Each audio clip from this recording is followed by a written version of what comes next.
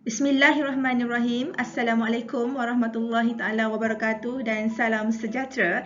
Saya Nur Azra binti Nordin adalah pembentang pertama. Saya perkenalkan dulu rakan sekolah saya iaitu Nurul Syuhada binti Muhammad Bakri adalah pembentang kedua, Nurul Izzati binti Hanifah pembentang ketiga. Kami adalah dari SMK Bukit Damar, Lancang, Pahang. Tajuk pembentangan kami adalah pengajaran dan pembelajaran di rumah satu kajian kes iaitu P613. Dunia dikejutkan dengan COVID-19 atau coronavirus 2019 yang mula-mula dikesan di Wuhan, China. Keadaan ini sangat membimbangkan kerana COVID-19 boleh dijangkiti dengan mudah dan boleh menyebabkan kematian. Pada tahun 2020 iaitu 18 Mac 2020, Kerajaan Malaysia telah mengadakan Perintah Kawalan Pergerakan atau PKP. Maka bermulalah satu era perubahan yang drastik dalam sistem pendidikan Malaysia. Perubahan dan penerimaan yang cepat dalam teknik pengajaran dan pembelajaran PDP murid di sekolah daripada bersemuka kepada pembelajaran dalam talian. Terdapat tiga pendekatan PDPR iaitu pendekatan PDPR dalam talian, pendekatan PDPR luar talian dan pendekatan PDPR secara off-site. Penggunaan teknologi maklumat dan komunikasi TMK dalam pengajaran guru membantu meningkatkan keberkesanan PDPR. Semasa berlakunya penularan COVID-19, berlaku satu perubahan yang besar dalam PDPR dan juga cara penyampaian guru kepada murid iaitu melalui pengajaran dalam talian. Kajian ini merangkumi dua objektif utama iaitu pertama, mengenal pasti tahap penggunaan aplikasi dalam talian oleh guru dan murid sekolah menengah dan yang kedua, mengenal pasti cabaran penggunaan aplikasi dalam talian oleh guru dan murid sekolah menengah. Kajian ini adalah sangat penting untuk menilai keberkesanan pengajaran dan pembelajaran murid. Sorotan literatur merangkumi tiga aspek utama iaitu pertama, TMK merupakan bonus dalam meningkatkan potensi murid. Kedua, Kementerian Pendidikan Malaysia memberi ruang dan peluang kepada guru untuk meningkatkan kemahiran TMK. Dan yang ketiga, murid berhadapan dengan masalah kekurangan peranti seperti komputer dan telefon. Semoga kajian ini membantu guru dan murid untuk mengatasi masalah pembelajaran dan pengajaran di rumah. Assalamualaikum warahmatullahi wabarakatuh dan salam sejahtera. Saya Nurul Syuhada binti Muhammad Bakri merupakan pembentang kedua bagi kajian ini. Saya akan membentangkan metodologi kajian dan juga dapatan kajian. Bagi metodologi kajian, kajian ini menggunakan kaedah kualitatif iaitu teknik temu bual jenis separa berstruktur. Kaedah ini memberikan kebebasan kepada penulis untuk bertanyakan soalan tanpa perlu terikat dengan soalan-soalan asas yang disediakan dalam protokol temu bual. Soalan yang disediakan hanyalah sebagai panduan kepada penulis supaya sesi temu bual yang dijalankan mencapai objektif kajian. Kajian ini melibatkan seorang guru dan dua orang murid di sebuah sekolah menengah luar bandar di negeri Pahang. Murid terdiri daripada seorang lelaki dan seorang perempuan. Teori kognitif dipilih kerana teori ini menekankan proses perubahan tingkah laku dalam pembelajaran murid. Murid perlu bersedia untuk belajar dan melaksanakan tugasan yang diberi.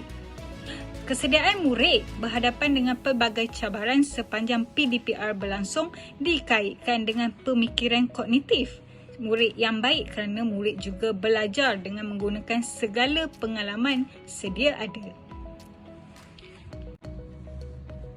Dapatan kajian merangkumi tiga tema utama.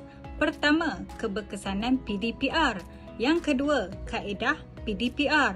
Dan yang ketiga, cabaran dalam melaksanakan PDPR. Bagi tema yang pertama iaitu keberkesanan PDPR, dapatan kajian menunjukkan bahawa PDPR adalah berkesan dan tidak berkesan.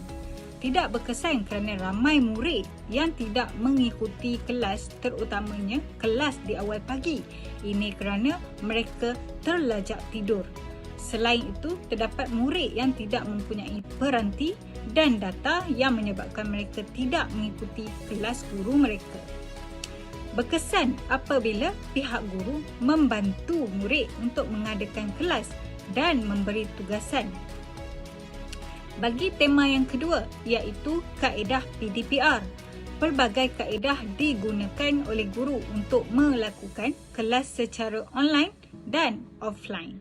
Murid yang menghadapi masalah talian boleh menggunakan aplikasi seperti Telegram atau WhatsApp untuk belajar. Selain itu, guru juga menggunakan medium mengajar seperti Google Meet, Google Classroom dan juga YouTube.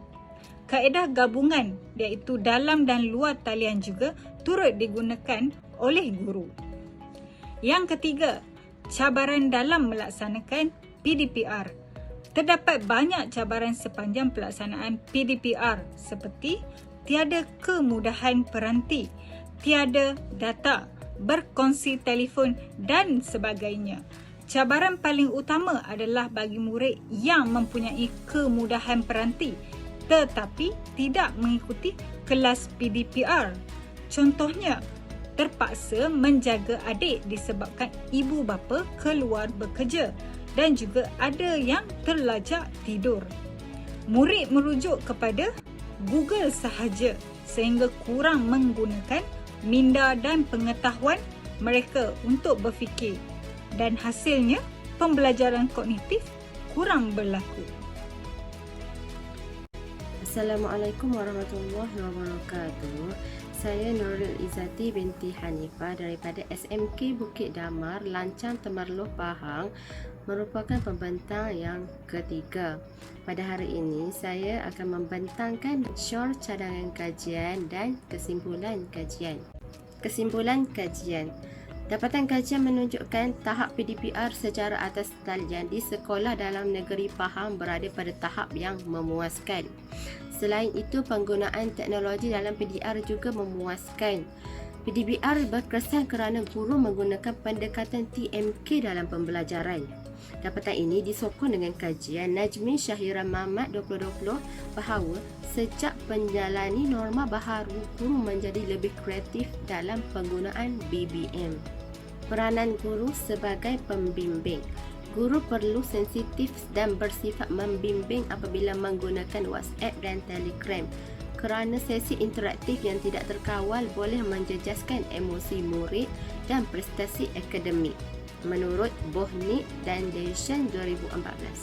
Hal ini kerana dapatan kajian membuktikan responden selesa dan mudah untuk menggunakan WhatsApp dan Telegram sebagai alat perhubungan dalam menyampaikan pengajaran mereka kepada murid. Kemahiran abad ke-21 adalah satu kemahiran utama yang perlu dikuasai oleh setiap individu untuk berjaya dalam abad yang mencabar ini. Kajian ini menunjukkan bahawa penggunaan teknologi maklumat melalui aplikasi dalam talian adalah metode pengajaran yang efektif untuk dilaksanakan kerana mudah untuk diakses dan boleh digunakan pada bila-bila masa sahaja. Syur cadangan kajian. Terdapat 4 syur cadangan kajian yang saya utarakan. Yang pertama ialah pemilihan aplikasi yang sesuai. Pelaksanaan PDPR secara offline menggunakan aplikasi WhatsApp dan Telegram adalah sesuai memandangkan kaedah ini adalah mudah dan mengurangkan penggunaan data menurut site Lamsah 2017. Yang kedua ialah kompetensi guru dipertingkat dalam pengajaran. Guru yang cemerlang sentiasa belajar untuk meningkatkan kompetensi diri dalam pengajaran seperti menggunakan pelbagai kaedah pengajaran selari dengan perkembangan teknologi dalam Nur Amalina dan Zanaton 2018. Penghasilan channel YouTube sendiri adalah salah satu kompetensi guru yang unggul. Yang ketiga, rakaman video PDPR untuk rujukan murid. Rakaman PDPR melalui Google Meet juga boleh diberikan kepada murid melalui Google Classroom atau medium lain. Penularan wabak COVID-19 ini juga menyebabkan kebanyakan guru telah menghasilkan pelbagai BBM mereka sendiri dan berkongsi dengan guru lain. Yang keempat ialah sokongan ibu bapa. Syur yang keempat ialah peranan ibu bapa. Sokongan ibu bapa dan guru terus dipergiatkan supaya murid bersemangat untuk bangun seawal pagi dan meneruskan PDBR seperti biasa. Perkara ini disokong dengan kajian Nur Hayati 2020 yang menjelaskan bahawa peluang yang ada semasa dalam Perintah Kawalan Pergerakan memberi ruang kepada ibu bapa untuk memantau pembelajaran anak murid.